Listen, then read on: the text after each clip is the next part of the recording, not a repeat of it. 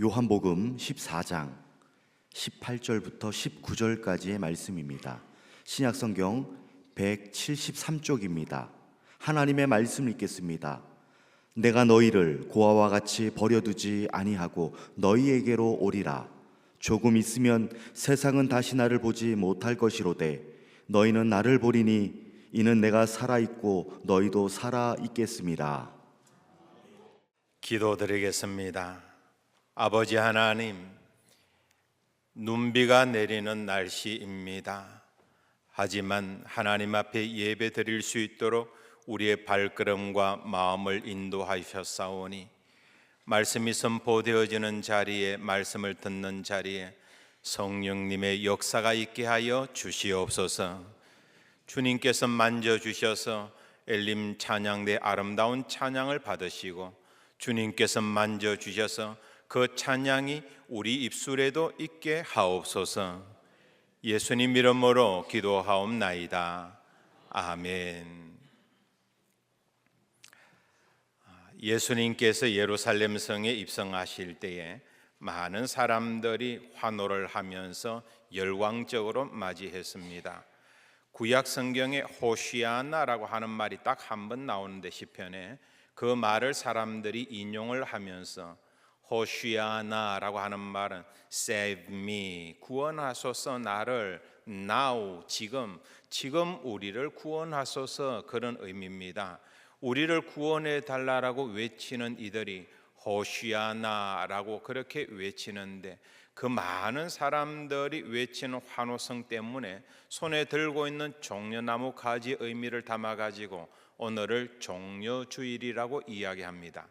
그런데 한 걸음 더 나아가서 예수님께서는 지금 예루살렘을 몇 번이나 왔다 갔다 하시면 최소한 3번 이상입니다. 몇 번이나 오시면서 이것이 아주 중요한 의미는 3번이나 예고하신 대로 이번 예루살렘 입성을 통해 가지고 예수님의 사역을 완성하게 될 겁니다. 이번 예루살렘 입성을 통해서 예수님은 순환을 받게 되어지고 십자가를 지게 되어지고 사명을 감당하게 될 겁니다. 그래서 고난을 당한다라고 해서 오늘 주일을 고난주일이라고도 말합니다. 그래서 오늘 주일의 이름을 종려주일 혹은 고난주일, 둘 다가 맞는 소리고, 내일부터 토요일까지는 고난주간이라고 그렇게 이야기를 합니다. 혹시 여러분이 이 고난주간 동안에 여러분이 오락과 쾌락과 여러 가지 탐욕적인 일들이 있다면 조금 자제하는 게 좋고, 지벤복현 오늘 운동을 합니다만 가장 핵심적인 내용이 이번 주간에 함축적으로 이루어지면 상당히 의미가 있을 겁니다. 혹시 여러분이 식단을 조절할 수만 있다면 굳이 의도적으로 고기는 먹지 마시고 안 먹는 절제를 통해서 조금 더 신앙적으로 나가는 것도 도움이 되리라 생각합니다. 성금요일은 예수님이 돌아가신 날이죠. 그래서 우리가 성금요일은 낮 시간 동안에는 금식을 합니다. 해가 떠오르는 시간부터 해가 지는 시간까지를 낮 시간이라고 그럽니다. 금식하고 정오 12시에는 여기 이 자리에 모여서 정오 금식 기도회로 하나님 앞에 예배를 드리게 됩니다. 이러한 과정을 통하여서 우리는 하나님께서 우리에게 뭘 원하시는가, 이 고난주간을 통해서 어떤 은혜를 주시는가, 그걸 살피는 것이 우리의 큰 숙제이지요. 이번 한 주간 동안의 말씀과 기도를 거룩한 삶을 통하여 하나님에게 더 가까이 가는 저와 여러분 되시기를 주님의 이름으로 간절히 소원합니다. 우리가 살아간다라고 하는 것은 끊임없는 선택지에 노출되어져 있고, 그 선택 앞에서 뭔가를 택해야 하고 결단해야 되는 것을 의미하기도 합니다. 제대로 된 선택이면 괜찮은데 잘못된 선택을 하게 되면 우리 일생에 큰 영향을 끼치게 될 겁니다. 빌라도도 마찬가지였어요. 예수님이 예루살렘 성에 입성했을 때 환호하는 사람만 있었던 건 아니다. 어떤 공동체든지 마찬가지입니다. 예수님 반대하는 사람 있고, 예수님 비난하는 사람 있고, 예수님 정죄하는 사람 있고, 예수님을 법정에다가 고소하는 사람이 있습니다. 이런 고소 때문에 예수님이 빌라도 법정에 서게 되어졌는데, 이 빌라도 법정에서 빌라도는 왜곡되어지고 잘못된 선택과 결정을 하게 되어집니다. 성경에 보면 이렇게 말합니다. 무리에게 만족을 주기 위해서 예수를 채찍질하더라. 내 양심의 정의에 비추어 가지고 결정하는 게 아니라 모인 사람들의 마음에 흡족함을 주기 위해 가지고 죄 없는 무죄한 예수를 채찍질하더라라고 복음서는 이야기하고 있습니다. 군중들의 반응에 따라간 선택과 결정이었고, 이러한 결정은 왜곡되어지고 잘못된 선택이었지요. 세상 사람들은 세상과 타협하며 살아가는 것을 별 문제 없다라고 생각합니다. 하지만 저와 여러분 크리스찬들은 삶의 원리를 분명히 해야 합니다.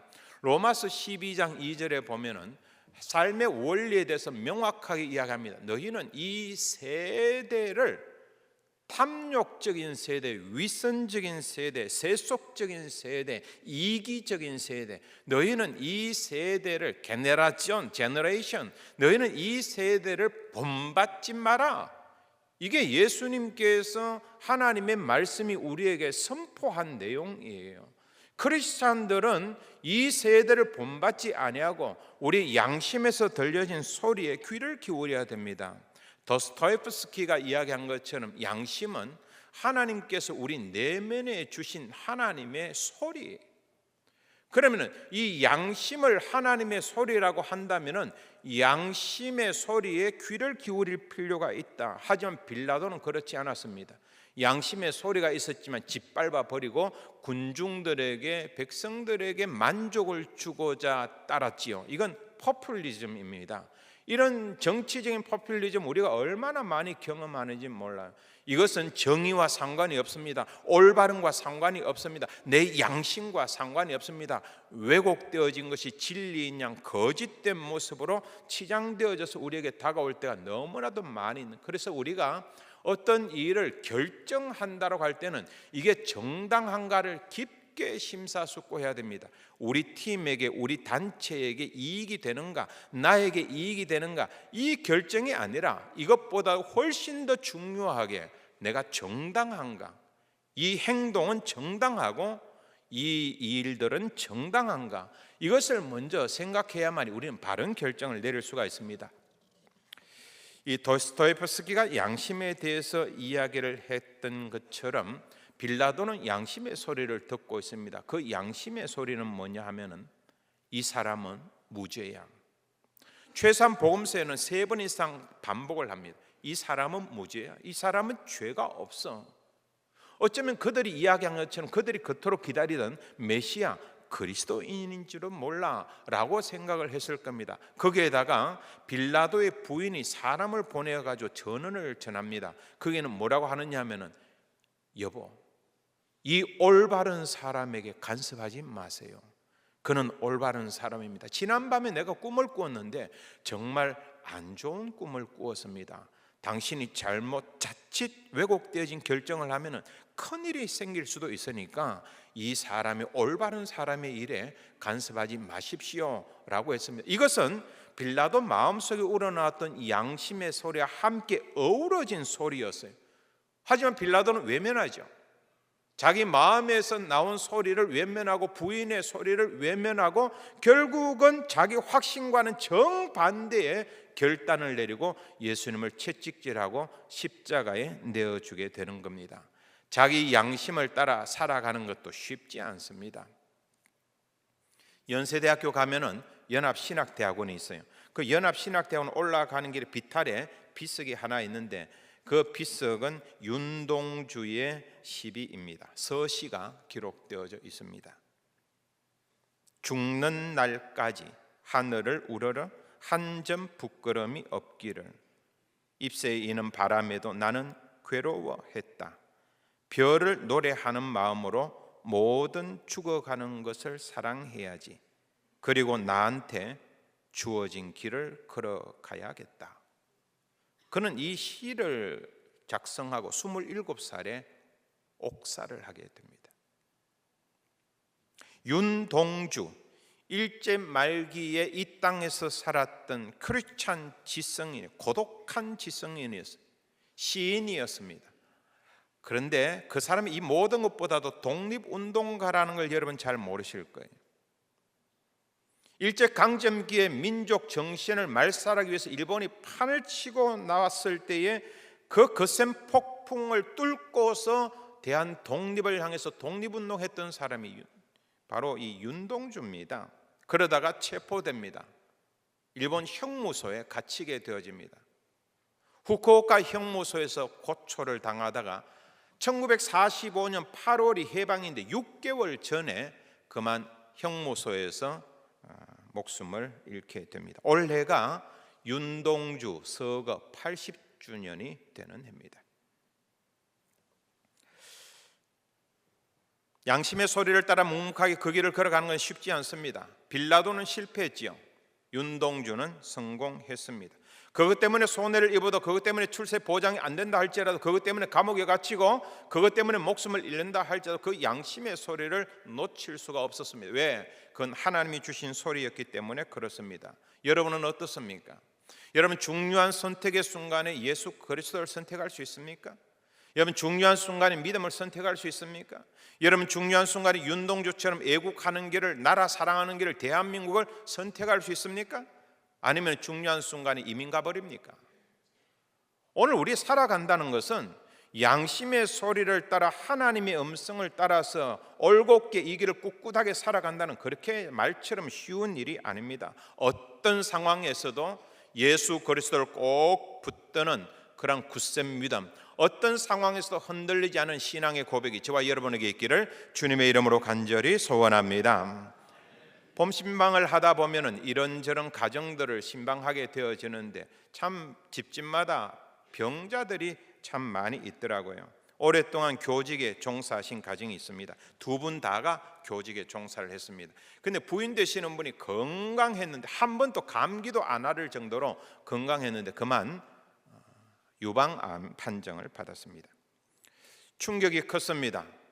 부분 절제 수술을 하고, 그러고 난 다음에 항암 치료를 하고 방사선 치료를 했습니다. 고통의 시간으로 들어갔습니다.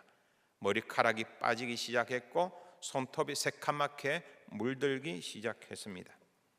우리 교회도 지금 중환자실에 계시는 분이 있습니다. 의식이 없는 가운데 마지막 임종만을 기다리고 있고, 또 한 분은 중환자실 무균실에 있습니다. 또 한 분은 샘물 호스피스 병동에서 하나님의 부르심을 기다리면서 또 계시는 분이 있습니다. 또 한 분은 이제 며칠 후에 유방암 수술을 앞두고 있는 분이 있습니다. 그 어떤 형편에 있든지 투병하는 모든 이들에게 하나님의 치료와 하나님의 회복이 함께하기를 주님의 이름으로 간절히 소원합니다. 삶이 힘겨우면은 왜 나에게 이런 일이, 왜 나만, 하필이면 나에게 라고 하는 탄식을 하게 됩니다. 그런데 그렇지 않습니다. 여러분 멀쩡해 보여도 여러분 주변에 전부 다 종합병원입니다. 여기 다들 환자입니다. 안 아픈 사람이 없어요. 멘탈이 아픈 사람이 있고, 양심이 아픈 사람이 있고, 육신이 아픈 건 제일 그냥 약한 거예요. 우리가 아픈 사람들이 얼마나 많은지 몰라요. 우리가 온 몸이 아픕니다. 영혼이 아픕니다. 그런데 근심 없는 사람이 누가 있습니까? 다들 있지요. 고난이 다가올 때 어떻게 대해야 되고, 이 고난을 이기는 방법이 어떻게 되느냐, 이 시편 119편에 보면 92절에 시인이 이 고난을 대하는 방법과 고난을 이기는 자기만의 비결에 대해서 이렇게 이야기를 합니다. 주의 법이 나의 즐거움이 되지 아니하였다면, 주의 법은 하나님 말씀입니다. 내가 내 고난 중에 멸망하였으리이다. 하나님 말씀 때문에 내가 살아가는 이유가 된다, 그 말이죠. 하나님 말씀 때문에 오늘도 내가 이겨낸다, 그 말이죠. 고난은 반갑지 않는 손님입니다. 하지만 우리가 어떻게 외면할 수도 없습니다.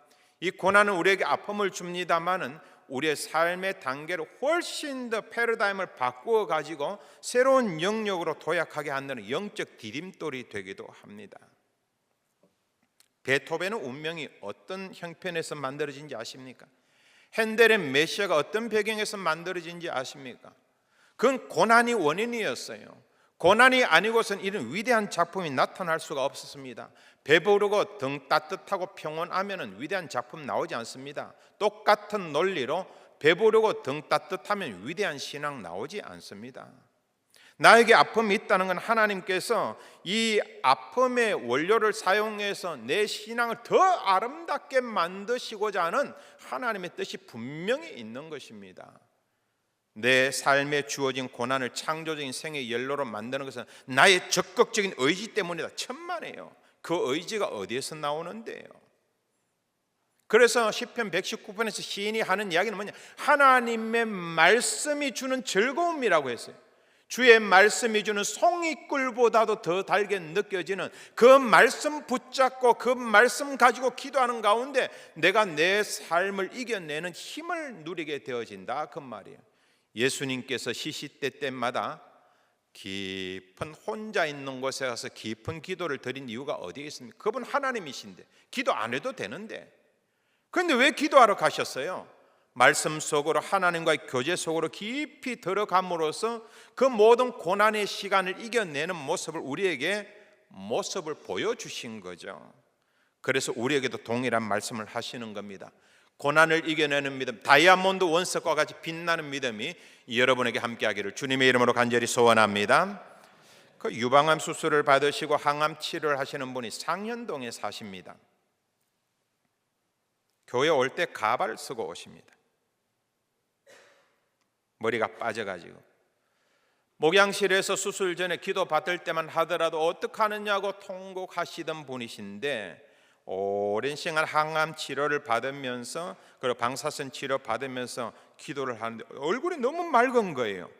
밝은 거예요. 살은 많이 빠졌습니다만. 그래서 무슨 일이 있었느냐라고 이야기를 했더니 그분이 하시는 말씀이 병원에서 치료하기 위해 가지고 병원 복도에서 기다리고 있는데 이 방사선 치료나 이런 것들이 많이 기다려야 됩니다. 많이 기다리고 있는데 옆자리에 앉았던 아주머니 한 분이 말을 건네더랍니다. 많이 힘드세요? 라면 예, 많이 힘드네요 하니까 저도 여기서 유방암 수술을 받았습니다. 아이고 그러시냐고. 자기보다 훨씬 더 앞에 유방암 수술을 받으신 분이에요. 그분이 하시면서 자기의 경험을 어떻게 이겨냈는지를 조곤조곤하게 말씀하는데 그게 큰 위로가 되는 겁니다. 어디 사세요? 하니까 수지에 산답니다. 아이고 수지 어디에서? 나도 상년동에 산다는 거예요. 옆에 아파트였어요. 그래서 이 두 분이 같이 친구가 되어가지고 서로 위로를 하면서 이야기를 하는데 하나님께서 보내주신 위로자구나 하는 것을 깨닫게 되었다고. 그러다가 성경 말씀을 읽어 내려가는데 고린도후서 1장에서 하늘에서 날벼락이 탁 떨어지는 것처럼 충격적인 말씀을 보게 됩니다. 너가 고난 당하는 것은 나를 더 의지하게 하려는 뜻이다. 이 말씀을 보는데 그냥 얼마나 그냥 눈물이 쏟아지는지. 고난이 목적이 아니었구나. 고난을 통해서 하나님께 더 가까이 다가가고 고난을 통해서 하나님을 더 의지하는 게 하나님의 뜻이 있었구나. 이제 봄이 되어지고 여름이 되어지면 산천에 여러분 야유회를 많이 가잖아요. 근데 산 깊은 곳에 가면 계곡물이 흐릅니다. 계곡물 소리가 졸졸졸졸 들리면 그게 얼마나 마음을 시원하게 해주는지 몰라요. 근데 그 소리가 어디서 나는지 아십니까? 물 속에 돌이 있어서 소리가 나는 거예요. 돌이 없으면 소리 안 납니다. 모래밭에서 흐르는 물은 소리 나지 않습니다. 돌이 있다는 건 우리 마음에도 돌이 있어요. 이 돌들이 있어가지고 아픔의 돌이 있으면 고통의 돌이 있습니다. 근데 이 돌들을 향해 가지고 하나님의 말씀이 싹 들어오는 순간 거기에서 소리가 나는데 그 소리는 기쁨의 소리고 감사의 소리고 찬양의 소리가 울려 퍼지는 겁니다. 이렇게 우리 속에 고통이 있다는 것은 찬양하기 위한, 아픔이 있다는 것은 찬송하기 위한 이 비밀을 깨달은 바울은 로마서 5장에서 이야기하기를 환난 중에서도 즐거워할 수 있다라고 했습니다. 하나님을 더 의지하게 하고 하나님의 은혜를 더 사모하게 하는 환난을 통하여서 하나님을 의지하는 저와 여러분 되기를 주님의 이름으로 간절히 소원합니다. 찬송가 373장 2절을 보면 가사가 참 좋아요. 큰 물결 일어나 나 쉬지 못하나 이 풍랑으로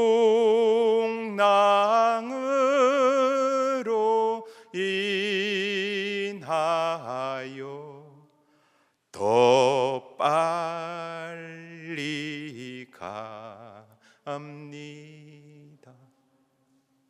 인생의 큰 아픔이 다가오면 물결 때문에 내가 가지 못하는 것 같고, 이 풍랑 때문에 내가 스톱한 것 같고 쉬지 못하는 것 같지만, 하나님은 이 풍랑 인연하에서 더 빨리 가도록 만들어 주시는 줄로 믿습니다.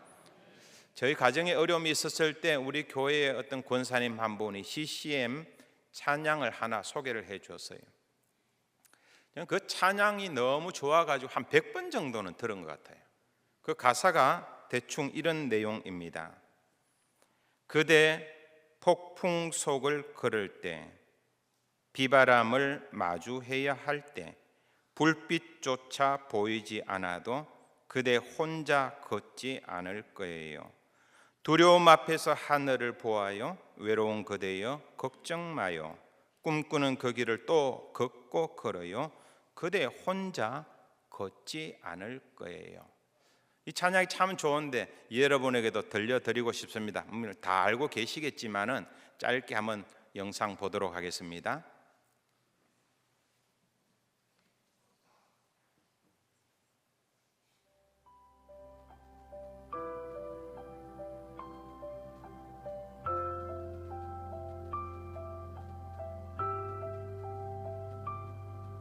그대 폭풍 속을 걷고 있을 때, 비바람을 마주해야 할 때, 불빛조차 보이지 않아도 그대 혼자 걷지 않을 거예요. 두려움 앞에서 하늘을 보아요. 외로운 그대여 걱정 마요. 꿈꾸는 그 길을 또 걷고 걸어요. 그대 혼자 걷지 않을 거예요. 내 폭풍 속을 걷고 있을 때, 비바람을 마주해야 할 때, 빛조차 보이지 않아도 그대 혼자 걷지 않을 거예요. 두려움 앞에서 하늘을 보아요. 외로운 그대여 걱정 마요. 꿈꾸는 그 길을 또 걷고 걸어요. 그대 혼자 걷지 않을 거예요. 이 찬양 가사 속에 하나님이라는 단어, 예수님이라는 단어, 성령이라는 단어 없어요. 근데 왜 위로가 될까요? 특히 예수 안 믿는 사람들, 교회 안 다니는 사람들이 이 찬양이 얼마나 영향을 받는지 모르면 너무 좋다는 거예요. 너무 좋다는 거예요. 우리나라가 CCM을 우리끼리만 부르는 게 아니라 교회 안 다니는 사람들 함께 부를 수 있도록 이런 단어들 속에 살짝 숨기는 것도 참 좋은 것 같아요. 제일 마지막에 보면은 당신은 혼자가 아니라고 이야기하는데, 거기 영어 번역에는 보면은 God is with you라고 되어 있어요. 하나님이 너와 함께 하신다라고. 폭풍 속을 걸을 때가 있습니다. 비바람을 마주해야 될 때, 인생길 캄캄해서 불빛조차 보이지 않을 때, 이 찬양은 말합니다. 당신은 혼자가 아니라고. 하나님이 함께 하신다고. 예수님께서 십자가를 져야 하는데 이 십자가 지는 일이 너무 힘들고 고통스러우니까 겟세마네 동산에서 기도하시다가 이렇게 기도합니다. 아버지, 내 마음이 심히 고민하여 죽게 되었습니다. 죽음의 자리예요. 십자가를 져야 하는 자리, 인생의 가장 낮은 자리예요. 그 고통의 자리예요. 아버지, 내가 너무 심히 고민하여서 내 마음이 죽게 되었나이다. 그러면서 이렇게 이야기합니다. 만일 할만하거든 이 잔을 내게서 옮겨 주시옵소서. 그분은 하나님이시잖아요. 그분은 예수님이시잖아요. 근데 그분도 통곡으로 기도할 때에는, 폭풍 속을 걸을 때에는, 비바람을 마주할 때에는 우리와 똑같은 모습을 보여주시더라는 겁니다. 근데 참 놀라운 것은 그 기도가 그것으로 끝나는 게 아니라 그 다음에 이런 기도로 마무리를 합니다. 그러나 나의 원대로 마시옵고 아버지의 뜻대로 하옵소서. 기도하는 그 자리에 하나님이 함께 하시고, 기도하는 그 자리에 성령님이 함께 하시고, 기도하는 그 자리가 위대한 자리로 바뀌어지는 그 순간 입술에서 나오는 기도의 내용이 달라지더라 하는 겁니다. 오늘 우리에게 주시는 말씀이 있습니다. 본문 18절 한번 보실까요? 다 같이 한번 읽어봅니다. 내가 너희를 고아와 같이 버려두지 아니하고 너희에게로 오리라. 한 번 더요. 내가 너희를 고아와 같이 버려두지 아니하고 너희에게로 오리라. 아멘. 한 번 더 읽어볼 때 나에게 주시는 말씀처럼 생각하고 크게 한번 읽어봅니다. 내가 너희를 고아와 같이 버려두지 아니하고 너희에게로 오리라. 아멘. 이 말씀이 여러분에게 위로가 되기를 바랍니다. 19절은 다음 주 부활주일 때에 저희들이 함께 나눌 겁니다. 이 말씀은 성령의 임재에 대한 약속의 말씀이에요. 하지만 이미 성령 시대입니다. 은혜 시대입니다. 교회 시대입니다. 이 말씀은 이루어졌다 그 말이죠. 이미 이 약속은 이루어졌어요. 여러분은 홀로라고 생각하지만은 폭풍 속을 걷고 있을 때, 비바람 마주칠 때 나는 외롭다고, 나 혼자밖에 없다라고 말하지만은 그렇지 않다고, 내가 너희를 고아와 같이 버려두지 아니하고 내가 너희와 함께 한다라고, 주님의 그 약속은 이미 이루어진 줄로 믿습니다. 하나님은 여러분과 함께 하십니다. 하나님 여러분과 함께 하십니다. 하나님 여러분과 함께 하십니다. 기도드리겠습니다. 아버지 하나님, 폭풍 속을 걷고 있을 때, 비바람을 마주쳐야 할 때, 밤하늘이 캄캄하고 인생에 소망이 없고 죽음과 같은 고민이 우리를 덮칠 때에 고아와 같이 우리를 버려두지 아니하고 내가 너와 함께 하겠다는 주님의 약속의 말씀 꼭 붙들게 하옵소서. 이 땅의 사명을 다하신 분들에게는 천국의 소망도 주시고 부활의 소망도 허락하여 주옵소서. 이 말씀 붙들고 나갈 때 나는 혼자가 아니라는, 나는 외롭지 않다는, 하나님께서 함께 하신다는 이 말씀이 우리를 살리는 약속의 말씀 힘이 되게 하옵소서. 예수님 이름으로 기도하옵나이다. 아멘.